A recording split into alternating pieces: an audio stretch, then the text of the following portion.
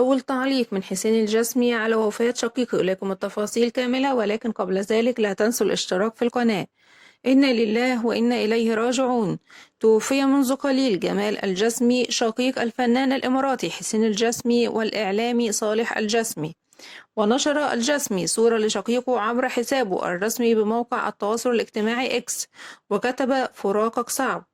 وكان الفنان الإماراتي حبيب غلوم العطار أعلن وفاة جمال الجسمي عبر حسابه الرسمي بموقع التواصل الاجتماعي فيسبوك، وكتب: لا حول ولا قوة إلا بالله العلي العظيم. هو الزميل جمال الجسمي في ذمة الله، شقيق كل من الفنان الكبير حسين الجسمي والإعلامي صالح الجسمي والملحن فهد الجسمي.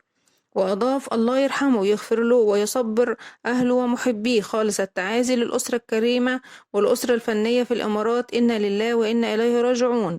يذكر أن المطرب الإماراتي حسين الجسمي أحيا حفلا غنائيا ضخما وسط الأهرامات بمنطقة الصوت والضوء الفترة الماضية بحضور عدد كبير من نجوم الفن والرياضة والإعلام والشخصيات العامة.